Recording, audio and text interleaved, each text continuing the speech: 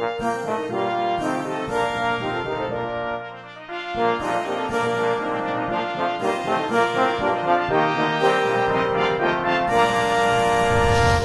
po ang patrona ng bayan ng San Mateo, ang Nuestra Señora de Aranzazu. Siya ay pinipitungo ng mga tao bilang tagapag-anya sa mga kalamidad. Siya ay dinala dito noong 1660 at hinihiling ng patrona ng bayan ng San Mateo noong taong 1716. Ang parokya ng Birhen ng Aranzazu ay ginalaga ding pang-diocesis na dambana noong taong 2004, kasunod ang kanyang episcopal coronation noong ika-9 ng Nobyembre taong 2013. At ngayon, aming kinagahandaan ang ika-300 taon ng kanyang pagiging patron ng bayan ng San Mateo sa darating na taong 2016. Halina't samahan natin ang Birhen ng Aranzazu sa kanyang paglalakbay upang makibahagi sa gaganaping Grand Marian Procession ng Bukawi, parokya ng San Martin ng Tours. Ave, Ave, viva la Virgen! Ave, Ave, viva la Virgen! Tunay na pinagpala ang bayan ng Imus na ito ay mapasailalim sa pangangalaga at pagkalinga ng mahal na Birhen del Pilar. Ito ay sa pamagitan ng mga Agustinian Recollect Fathers na siyang nanguna sa pagpapalaganap ng mabuting balita dito sa bayan ng Imus.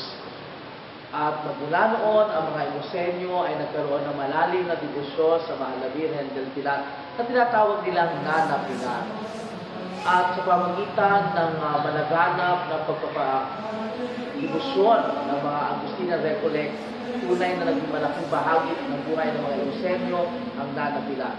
At marami mga karanasan ng mga himala at mga tulong na binigay ang mahal na Birhen del Pilar sa sambayanan ng Imus. Noong itineklara ang Cavite bilang isang diocese sa 1961, ang naging titular ng diocese ay walang iba kundi ang mahal na Birhen del Pilar. Dito ang Imus ang piniling maging katedral ng Diocese of Imus. At kaya naman ang kamunitungo sa mahal na Birhen del Pilar ay hindi lamang na napanatili sa Imus, kundi na palaganap sa buong Cavite. At isang malaking biyaya nga na noong Golden Jubilee, bilang bahagi ng Golden Jubilee celebration ng Diocese of Imus, binigyan ng permiso ng Vatikano na mabigyan ng biyaya na canonically crown ang mahal na Birhen del Pilar. Kaya naman yun ay naging daan para lalo umalap ang pagdibusyon ng mga Caviteño at Imusenyo sa kay Nana Pilar. At kung pamagitan noon, ito ang sagisag ng pilar ng mahal na Birhen ay nagisag-isag ng katatagan ng pananampalataya na kung saan pag nangangailangan sila ng lakas at inspirasyon, nandiyan sila na Pilar para sila itanawin. Katulad ng ginawa nila na Pilar ng pagdalaw kay Apostol Santiago, ito yung pinanghinaan ng loob sa kanyang pangalat ng mabuting balita sa Saragossa, Spain. So sa mga panahon na pinanghinaan ng loob ang mga Caviteño, sa panahon na sila ay nangangailangan ng lakas at inspirasyon, lumalapit sila kay Nana Pilar para sila bigyan ng lakas, inspirasyon at pagmamahal. Ngayon naman, isang malaking biyaya rin na ang mahal na Birhen del Pilar ay maanyayahan ng parokya ng San Martin de Tours sa Bukawi, Bulacan. Sa malaking biyaya po, sinikilala namin ang pagpapahalaga ninyo sa aming Nana Pilar. Kaya inanyayahan ko po mga kapwa Caviteño at Imusenyo, samahan natin si Nana Pilar sa pagdalaw niya sa parokya ng San Martin de Tours, maging bahagi ng pagparangal sa mahal na Birhen del Pilar. Si Maria, na abang lingkod ng Diyos, na nagbigay sa atin ng inspirasyon para tumugon sa paglilingkod sa kanyang anak na si Jesus. Sana nga po, nagsama natin ginagawa sila ng magindaan at tanda ng ating paglilingkod sa kanya at sa pagmamahal din at pagtugon sa paglilingkod bilang alaga ng kanyang anak na si Jesus. Una, nagpapasalamat ako at pinabati ko ang condition ng liturgy ng St. Martin of Tours, Bukawi, Bulacan sa kanilang Flores de Mayo sa May 30 at sa pagsasama nyo sa Our Lady of the Abandon sa inyong piling sa Mayo. Our Lady of the Abandon o ang piling na naman ang mga po ng Victorines o patrona ng Manabayan ng Panagino o Lungsod ng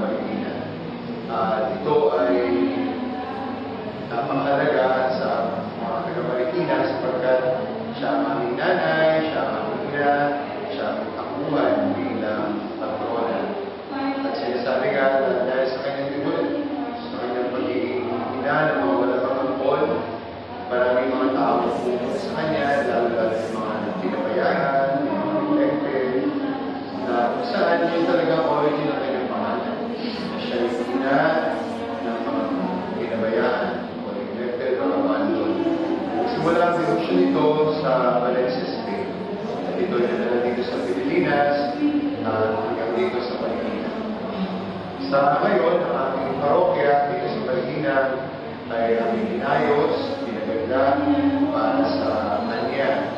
Kaya maganda ito, sumisikahin din po, ang puntaan. Ang naging tema namin, yung ginawa namin ito ay Beautiful Church for a Beautiful Day. Sigurado, pag nakita niyo siya dito sa Paliginan, maganda siya talaga. Magandang simbahan para sa magandang event. At muli, nagpapasalamat po sa Commission on Liturgy ng Bukawi, Bulacan. Pinahayaan ko kayo lahat at suportahan ang Flores de Mayo, Flores de Maria dito sa May 13 sa Bukawi. Pag hindi kayo pumunta, kayo po kawalan. Nandito po tayo ngayon sa dambana ng Nuestra Señora de la Soledad de Portabaga sa lungsod ng Cavite. Ang kinikilalang reyna at patrona ng buong probinsya ng Cavite. Kilala rin sa tawag na Reina de Cavite o Reina de la Provincia de Cavite. Ang mahal na Birhen ng Soledad ang naging sentro ng pananampalataya ng sambayan ng Caviteño sa loob ng mahigit 300 taon. Kung kaya siya ang isa sa tinuturing na yaman ng aming abang probinsya. Sa darating po ika-30 ng Mayo, taong kasalukuyan, ang lahat po ng sambayan ng Caviteño ay aming inaanyayahan na muling samahan ang mapaghimalang larawan na naging isang reyna ng probinsya ng Cavite, sa probinsya ng Bulacan, sa Bukawi, para sa isang maringal na prosesyon. Inaasahan po ang inyong pakikidalo at pakikisa at ang ating pagsama sa banal na larawan ng mapaghimalang reyna ng Cavite. Marami pong salamat. Ang Nuestra Señora del Santísimo Rosario na Naval de Manila ay pinagawa noong 1593 ni Don Luis Persas Marinas, dating gobernador at kapitan general ng Pilipinas, sa pangasiwa ni Kapitan Hernando de los Rios Coronel bilang alaala sa pagkamatay ng kanyang ama. Ito ay inihandog ng gobernador sa mga Dominikano at iniluklok sa simbahan ng Santo Domingo na noon ay nasa Intramuros. Hindi nagtagal, hindi mabilang ng mga himala ng paggaling at mga pabor mula sa Birhen ng Santo Rosario na itala sa kanyang kasaysayan. At ang pinakadakilang milagrong sinasabi ay ang digmaan ng Naval de Manila, kung saan sa 5 pakikipagdigmaan ng Pwersang Kastila at Pilipino ay nanaig sila kontra sa pwersa ng mga Olandes noong 1646. Ito ay diniklara na milagro ng Cathedral Chapter ng Manila at mga panahon ito ay kinilala ang Santo Rosario bilang La Gran Señora de Filipinas. At noong 1907, sa bisa ng kapangyarihan ni Santo Papa Pio X, na ngayon isa ng santo, ay pinagkaloob ang kauna-unahang koronasyon kanonika sa buong Asya at sa buong Pilipinas. Ang ginito ang korona ng Birhen ay inihandog ng higit 100,000 katao at ito ay sinasabi sa isang pinakamaringal na pagdiriwang ng koronasyon sa Pilipinas noong panahon iyon. At kaugnay po nito, ang aming pamilya ay mapalad na magkaroon ng aming replika ng Villa Santo Rosario na ang debosyon ay tinuro sa akin ng aking mga lola, ng aking ina, na araw-araw ay nag-rosaryo. At kami po ay inanyahang muli sa napakagandang tradisyon ng Flores de Mayo ng Bukawi, Bulacan. Sa ika-3 ng Mayo 2015, kayo inaanyayahan namin makiisa sa nasabing pagdiriwang. Samahan po ninyo kami sa ating pagpaparangal sa Mahal na Birhen. Samahan po ninyo ang Birhen ng Santo Rosario ng Lanaval. Makita-kita po tayo. Nagsimula ang devotion namin sa Our Lady of Manawag. Simula nung nasa high school pa lang ako, every now and then, ang pamilya namin ay pupunta sa Manawag, not to ask for something, kundi magpasalamat sa mga blessings na natatanggap namin. Para kasi sa amin, ang Our Lady of Manawag exudes beauty beyond description. Kumbaga parang pag nandun kami, parang hindi kami nagsasawa na tingnan siya, magpasalamat sa mga blessings at protection na binibigay niya sa amin. Kaming pamilya namin sama-sama na nagdadasal, nagpapasalamat, It actually takes years bago namin mapundar ang imahe ng Our Lady of Manaoag because we are looking for signs and more prayers bago namin siya maipagawa. Ngayon po sa darating na May 13, inimbitahan po namin kayo na samahan kami sa Grand Marian Procession sa Bukawi, Bulacan.